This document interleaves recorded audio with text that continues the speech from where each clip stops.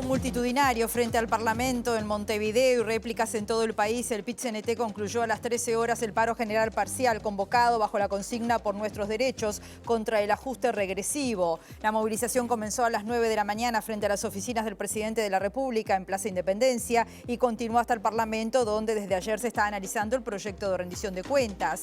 En los distintos discursos se responsabilizó al gobierno liderado por el Partido Nacional de aumentar la desigualdad y la pobreza y, entre otras cosas, de vaciar las empresas públicas para privatizarlas, como hace 30 años intentó hacerlo el que había sido el último gobierno blanco que encabezó el padre del actual mandatario.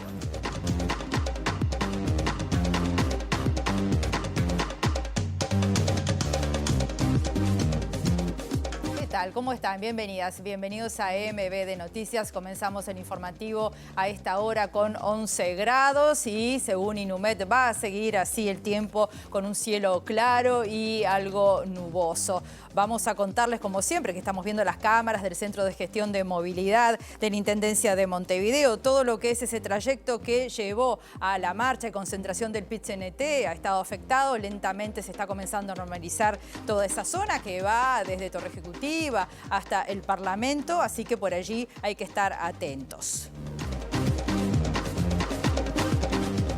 Antes de compartir con ustedes los títulos, les contamos que el Ministerio de Salud Pública acaba de decidir la suspensión de la vacunación contra COVID a menores de 13 años. Esto es acatando el fallo de la justicia. Dice el comunicado que ante la decisión del juez subrogante Alejandro Recarey de suspender la vacunación contra COVID-19 en la población menor de 13 años, el Ministerio de Salud Pública resuelve acatar el dictamen del juez a la vez que apelarlo. Por tal razón, a partir de hoy, dice el Ministerio de Salud Pública, las vacunas para esta población dejarán de estar disponibles hasta nueva disposición. El Plan Nacional de Vacunación contra COVID continúa en marcha, agrega esta Secretaría de Estado, y podrán recibir la vacuna las personas mayores de 13 años. En este marco, el Ministerio reitera que cada una de las decisiones tomadas respecto a la vacunación contra COVID-19 fueron basadas en la evidencia científica disponible, amparados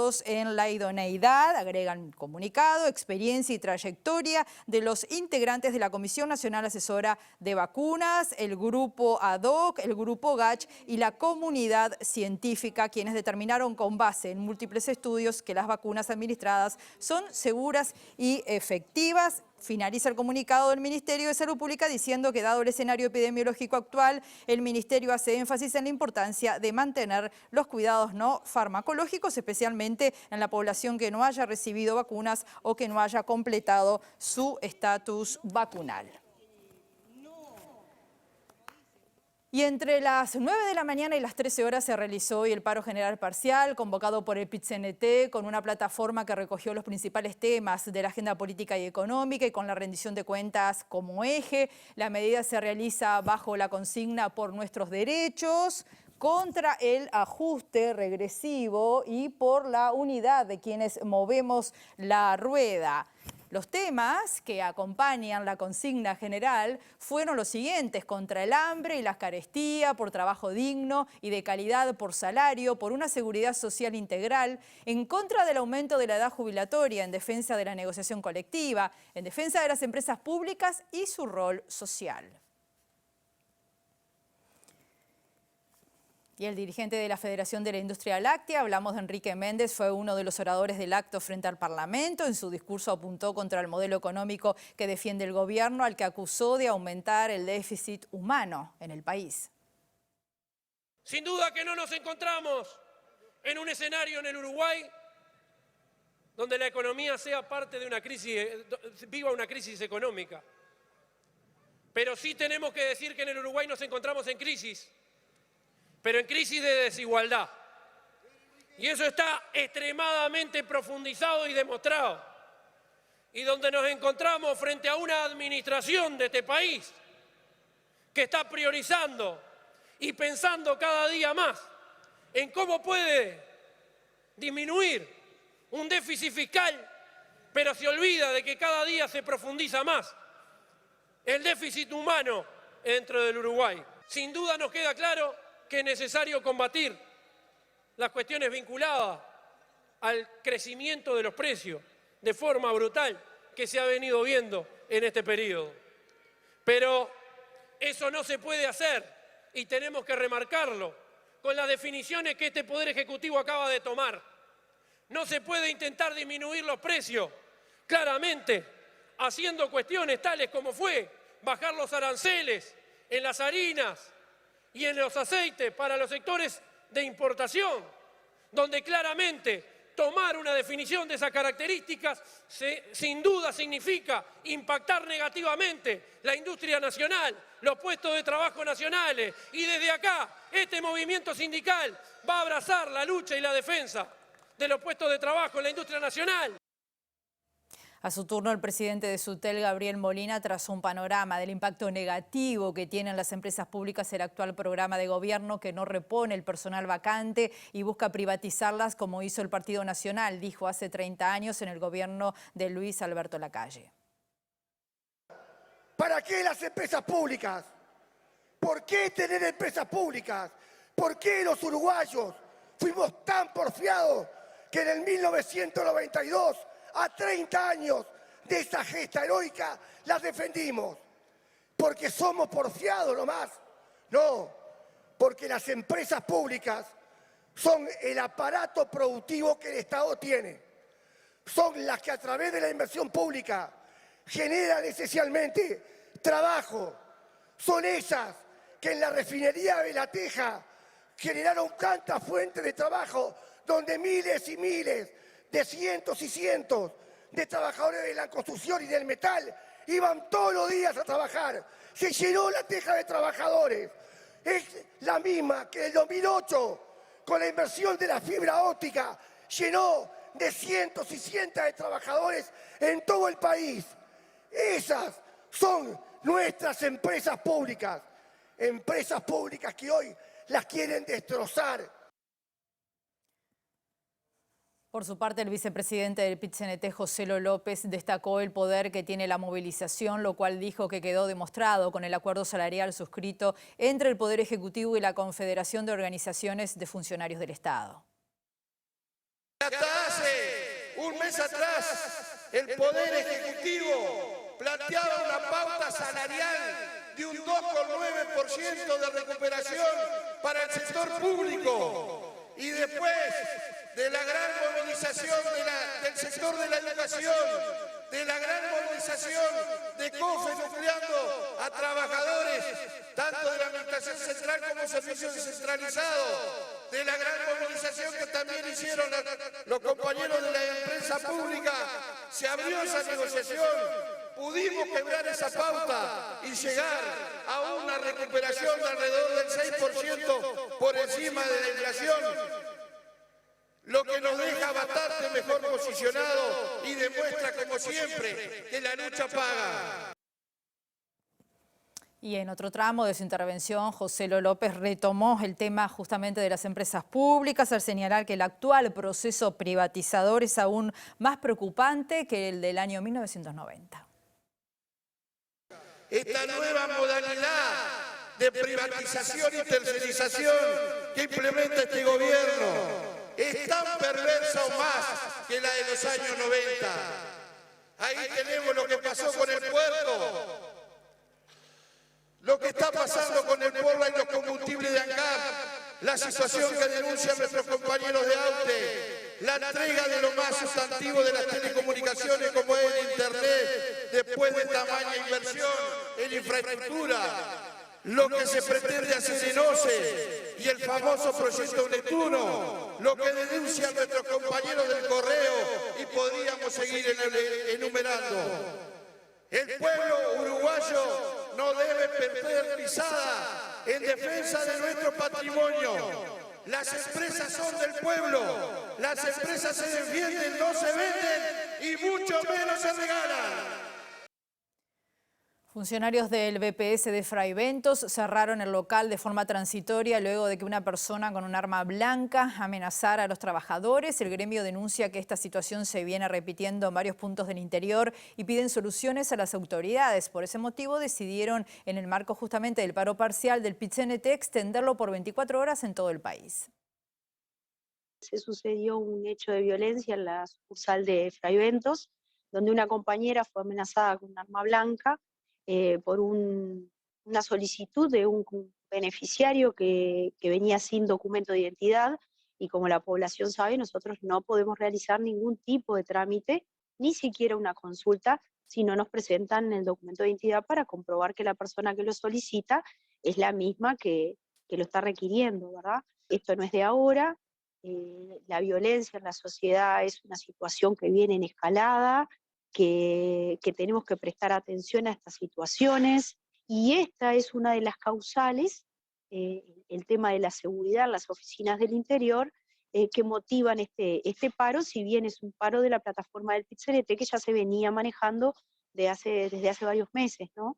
La idea es que la población sepa no solamente que nosotros no somos un tiro al blanco cuando no obtienen lo que quieren, sino que cuando tienen una denegatoria de una prestación o cuando no obtienen lo que quieren, no es porque al funcionario se le ocurra, sino que hay reglamentos internos y leyes que cumplir. El presidente del Frente Amplio, Fernando Pereira, valoró como muy positiva la reacción del MPP de solicitar la renuncia al exalcalde del municipio A, Jorge Meroni, tras una denuncia de acoso sexual en su contra. También Pereira se refirió a la denuncia contra el diputado comunista Gerardo Núñez. La determinó el propio sector al que pertenece. Él renunció al MPP y con eso renunció al Frente Amplio. No tenemos por qué tomar posición sobre un tema que se laudó a rajatabla. Y estas decisiones que tomó el MPP en su interna, nosotros no las vamos a discutir. ¿Esta situación da un ejemplo al resto de los partidos políticos? Yo creo que cuando se pasan algunas líneas, esto yo no sé cuál es el alcance, los partidos tienen que actuar con seriedad, con serenidad y con acción concreta. Y el Frente Amplio, todos los temas que han llegado al Tribunal de Conducta Política los ha tratado, todos, y no vemos cómo tratan estos temas los demás partidos. No entendemos cómo hay un edil que amenaza a un diputado y nadie trata este tema. No entendemos cómo hay casos claros de abuso que no son tratados. Pero bueno. ¿El tema Gerardo Núñez hay alguna novedad? Hasta ahora no. El tribunal lo está tratando, lo va a analizar, pero lo va a tratar.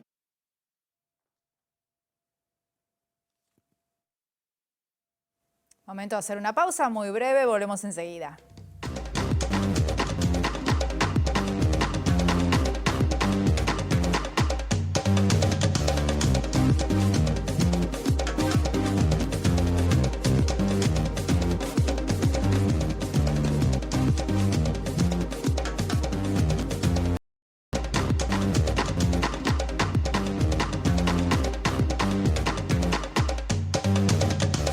Bloque de MBD Noticias, continuamos en información aquí en MBD con 11 grados a esta hora, y tras la reunión mantenida ayer con el ministro del Interior, la Mutual de Jugadores de Fútbol levantó el paro definido el 30 de junio por las denuncias de amenazas y agresiones realizadas por autoridades y jugadores de Villa Española. En un comunicado, el gremio destaca que tras mantener reuniones con autoridades de la AUF, de la Secretaría Nacional del Deporte y finalmente con el Ministerio del Interior, se recibieron respuestas y compromisos satisfactorios. Entre las medidas anunciadas ayer se cuenta la presencia policial en la cancha, con una referencia para los planteles ante cualquier situación que se presente. Este funcionario tendrá el objetivo de identificar problemas que puedan surgir previo, durante y posterior al partido, y si hay que tomar alguna medida o pedir refuerzos. En un comunicado, la Mutual destacó que es responsabilidad de todos garantizar la seguridad en los espectáculos deportivos. La fecha abre mañana a las 3 de la tarde en el Parque Saroldi con Albion y City Torque. Y sobre la violencia en el fútbol y la responsabilidad de todas las partes, que decía la Mutual, vamos a compartir estas imágenes tomadas ayer en Maldonado, difundidas por el colega Marcelo Umpierres. Ocurrió esto al finalizar el partido de la tercera división especial entre Ituzaingó y Atlético Fernandino en la cancha de Atlético. Debió intervenir la policía con varios de sus móviles, tanto dentro como fuera del estadio, donde siguió la trifulca.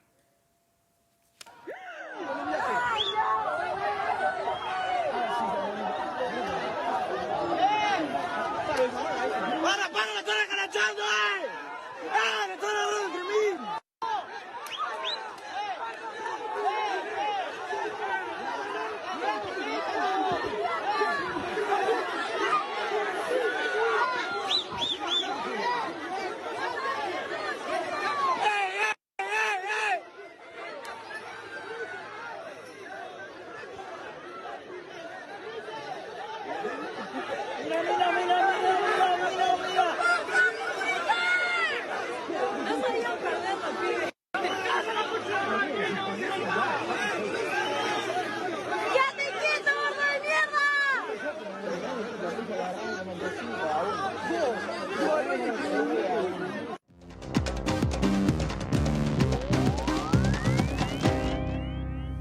Bien, y en el ámbito internacional, el primer ministro del Reino Unido, hablamos de Boris Johnson, anunció esta mañana su renuncia en un discurso público realizado hoy frente a la residencia oficial. Pese a la dimisión, Johnson continuará en el cargo hasta que un nuevo o nueva premier sea nombrada dentro del Partido Conservador. En su mensaje, el mandatario remarcó lo triste que estaba por dejar el mejor trabajo del mundo, dijo. La semana que viene comenzará el debate interno en el oficialismo sobre la sucesión, al tiempo que Johnson informó que para seguir gobernando durante este periodo, armó un nuevo gabinete, de alguna manera obligado tras la renuncia de 50 funcionarios, entre ellos varios ministros, en los últimos días. Desde el Partido Conservador le habían enviado varias señales sobre que le habían perdido la confianza antes de que se produjeran estas renuncias en cadena. La gestión post-Brexit, los escándalos por las fiestas que organizó en plena pandemia y denuncias de corrupción forman parte del menú que, pese a la resistencia, determinaron que Johnson aceptara dar un paso al costado. Y en Chile, la ministra del Interior, Isquia Siches, anunció que va a plantear hoy al presidente Gabriel Boric la implementación de una prórroga del estado de excepción en la región de la macrozona sur, que está vigente desde el 16 de mayo por el aumento de la violencia en las rutas de Biobío y la Araucanía. La ministra anunció que tras una reunión prevista para hoy con su colega de defensa Margarita Robles, el Estado Mayor Conjunto y el director de Carabineros, solicitará una nueva prórroga al presidente, explicando que la evaluación desde la región de Biobío es que evidentemente es una medida complementaria y requerida. La petición de Siches se da luego de que el Congreso de Chile aprobara el 29 de junio una nueva prórroga de 15 días del estado de excepción en la Araucanía y en las provincias de Arauco y Biobío, que estaba vigente desde el 1 de junio. La ministra del Interior sostuvo que si bien la medida es compleja, es necesaria, hasta que el gobierno considere lo contrario, y que la implementación operativa ha rendido frutos y no tiene grandes diferencias con lo que había sido el estado de excepción en el gobierno anterior, destacando que comparando tanto en datos reales como porcentuales, los resultados son más favorables en esta implementación. Isquia Siches explicó que no hay soluciones rápidas ni sencillas y que hasta que no se resuelvan parte de los temas estructurales que hay en torno a este conflicto, el gobierno va a implementar algunas de estas soluciones que sin duda son parche pero necesarias. También hizo un balance positivo acerca de estas medidas, asegurando que la quema de camiones se redujo en más de 85%, los ataques a vehículos bajaron 65% y el uso de armas de fuego descendió 57%. Recibimos ahora a nuestro compañero Luca Veloz desde el Ministerio de Trabajo. Buen mediodía, Luca. ¿Cómo estás? Adelante, bienvenido. Buen mediodía, Rosina. Como tú lo dijiste, estamos en la sede de la calle Juncal. El ministro de Trabajo y Seguridad Social, Pablo Mieres, nos recibe para hacer un primer balance de lo que fue este paro general parcial de 9 a 13 del PIT-CNT. Ministro, ¿puedo escuchar parte de la oratoria? Tengo algunas versiones simplemente, pero lo que lamentablemente no la pude escuchar toda. Sí conozco lo que era de alguna manera la plataforma. Lo primero que uno siempre tiene que decir en estos casos es que está dentro de lo que es el funcionamiento de un país democrático en donde cada actor social y particularmente el movimiento sindical tiene todo el derecho de hacer las manifestaciones y las movilizaciones que entienda pertinente. Obviamente eso no significa que uno esté de acuerdo con las cosas que se sostienen y se dicen, particularmente me parece que hay una ruptura con la realidad cuando se habla del hambre, de la carestía. Realmente me parece que hay una exageración. No, obviamente el Uruguay, como cualquier país, y en particular después de la pandemia que hemos vivido, tiene problemas, sin duda, pero estamos muy lejos de una situación de catástrofe, como a veces parece indicar la oratoria del movimiento sindical y de la oposición en general. Lo que sí me parece particularmente injusto, porque además ha sido una preocupación constante de este ministerio, es que se hable del Ministerio de Trabajo como de un lugar en donde de alguna manera se favorece a alguna de las partes. Eso no es verdad, es falso, ellos lo saben. Es más, en el diálogo bipartito que tenemos permanentemente con el PIT-CNT y con los sindicatos, siempre ha habido apertura de puertas y ellos lo saben bien y en privado lo reconocen. Entonces no me gusta que en lo público salga este reclamo que me parece claramente es contrario a la realidad de estos 2 años y pico que llevamos al frente de esta cartera. Ellos hablan de la cantidad de veces que se vota con uno u otro sector. Estamos hablando de patronal y trabajadores. Y también se tomó en cuenta el caso de la industria láctea, particularmente porque, bueno, está en medio del conflicto. Sí, en el medio de un conflicto que hace mucho tiempo que estamos tratando de encontrar un camino de solución. Y lo que hemos dicho no es otra cosa que la realidad. La realidad es que lo que no hemos logrado alcanzar es un acuerdo no sobre los incrementos salariales, en donde el avance ha sido muy grande, sino porque el sindicato lácteo se niega a firmar una cláusula de paz, que es siempre un componente de cualquier convenio colectivo. Cuando se realiza un acuerdo, se establece como parte del equilibrio entre las partes, que sobre determinadas cosas que son objeto del acuerdo va a haber una garantía de que no se van a generar conflictos. Se señala que esta cláusula es abusiva porque comprende cosas que están dentro de la propia negociación, dicen los lácteos. Bueno, ciertamente no es verdad lo que se ha dicho de que esa propuesta, la última que hicimos nosotros, no la patronal, sino el Ministerio de Trabajo, que expresamente exceptúa una serie de puntos como cualquier reestructura empresarial o como cuando se producen adelantos tecnológicos, y lamentablemente fue rechazada de plano, ni siquiera analizada por el sindicato. Pero estos son parte de las idas y vueltas. También hemos tenido opiniones críticas sobre actitudes de empresas en determinados momentos, y lo hemos dicho también.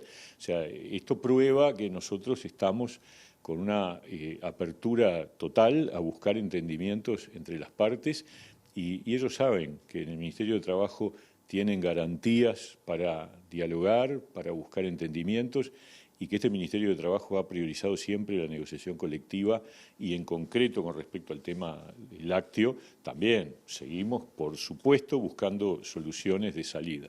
A propósito del Poder Ejecutivo, se nombró el proyecto del Poder Ejecutivo que usted integra de querer privatizar a las empresas públicas. Se habló de aquel 92. ¿En qué circunstancias lo encontró aquel referéndum a usted? Bueno, por supuesto que lo que pasa es que comparar aquella ley de empresas públicas con las cosas que están pasando hoy no tiene nada que ver. A mí realmente me sorprende esa búsqueda de vincular este gobierno con concepciones privatizadoras o neoliberales que nada tienen que ver. Este es un gobierno de centro. No les gustará escuchar esta palabra, pero es la verdad. Esto no hay ningún interés de privatizar. El año 92 fue un momento en donde hubo un proyecto de ley privatizador, que yo obviamente no compartía, pero acá estamos hablando de cambios en las empresas públicas para mejorar su funcionamiento. A ver, ya el movimiento sindical ha pisado en falso cuando acusó de querer caer Antel con el tema de la portabilidad numérica. La portabilidad numérica vive y lucha, ha sido un elemento de gran utilidad para los ciudadanos, porque las empresas públicas a veces, algunos parece que creen que valen como fin en sí mismos, están al servicio de los ciudadanos. Lo que hacen es ofrecer servicios que deben ser lo mejor posible para los ciudadanos, que son los dueños, y no son un fin en sí mismo. Entonces, cuando ANCAP hace 20 años que pierde entre 5 y 10 o 15 millones de dólares al año por gestionar el cemento, que no es ninguna actividad central ni esencial que deba estar a cargo del Estado, y se dice vamos a hacer una iniciativa de asociación con un privado para revertir las pérdidas, eso no es privatización, eso es entender que el Estado no puede estar perdiendo durante 10, 15 años plata de manera impune, porque en definitiva no logra revertir las pérdidas. Entonces, en una actividad que además le da de ganar a otros sectores privados, que son los competidores, que se aprovechan de la ineficiencia del Estado. Entonces, a ver, yo creo que ese eslogan de comparar los 90 con esto choca con la realidad, y yo estoy usando mucho esta frase del general Seregni, que decía hace muchos años, los hechos son porfiados, y los hechos desmienten muchas partes de un relato que trata de construir una idea de un gobierno que no es el que realmente existe, sino el que querrían tener de adversario porque es más fácil. Hay sectores entonces de las empresas públicas que hay que asociar con privados, dice usted. No, a ver, se ha hablado del cemento, donde es evidente que hace décadas que el Uruguay pierde plata en el cemento, eso es lo que está arriba de la mesa. Y está arriba de la mesa esto que es el resultado de una sentencia judicial, que es la posibilidad de ofrecer servicios de Internet para algunas empresas que se presentaron a la justicia y la justicia les dio la razón en tercera instancia. O sea que en realidad lo que hace el gobierno es cumplir una sentencia judicial y lo de la portabilidad numérica es en favor de los ciudadanos. Entonces, yo no sé de qué privatizaciones me están hablando, ¿no? Ministro, dos temitas de las últimas horas. Por un lado, una diferencia allí entre el sindicato de COFE y el sindicato policial. No tiene que ver directamente en la negociación el Ministerio de Trabajo y Seguridad Social, pero está dentro del Poder Ejecutivo. Sí, lo único que podemos decir nosotros al respecto, que ya lo hemos dicho, es que en ningún momento en el diálogo y la negociación con COFE planteó nada con respecto a la posibilidad de otros aumentos vinculados a los funcionarios policiales. Eso es lo que podemos decir y me parece que es suficiente, ¿no? Con respecto al recurso presentado contra las vacunas, lo mismo, está dentro del Poder Ejecutivo. Bueno, el Ministerio de Salud Pública anunció que va a dejar sin efecto la vacunación para los niños de menores de 13 años. ¿Qué piensa usted? No tiene más remedio porque hay una acción de amparo que fue aceptada por el juez. Lo que pasa es que al mismo tiempo ya está presentándose ahora en estas horas el recurso. Yo entiendo que es una cosa, la verdad, lamentable, que va en contra de criterios aceptados a nivel mundial en materia de salud. No es ámbito de mi cartera, pero lo digo como ciudadano. Yo me imagino la cantidad de familias que querían proteger a sus hijos con la vacuna y que están rebotando a partir de una decisión de un juez que, por supuesto, es el Poder Judicial y hay que aceptar, pero también uno recurre esa sentencia y espero que el Tribunal de Alzada la deje sin efecto. Como líder del Partido Independiente, está en discusión la ley de medios. ¿No se votaría por parte de algunos de los sectores de la coalición? ¿Ya tienen posición tomada? Sí, nosotros hemos dicho antes, desde el periodo pasado, que nosotros estábamos de acuerdo en derogar la ley de medios, lo cual no significa hacer desaparecer todos los artículos. Ahí hay que hacer, yo creo que en el Parlamento se va a hacer, incluso en el mensaje del Poder Ejecutivo estaba incluido, qué artículos se requiere que se mantengan para mantener el equilibrio en las soluciones. La ley de medios que está vigente es una ley hiperreglamentarista, muy extensa, con muchos detalles. Me parece que hay que buscar una solución distinta. Agradecemos al ministro Pablo Mieres entonces por este ratito que nos ha dispensado. Muchas gracias, Luca. Y nosotros ya nos vamos. Los invitamos, como siempre, a que nos acompañen a las 19 horas en la edición central. Que pasen muy bien.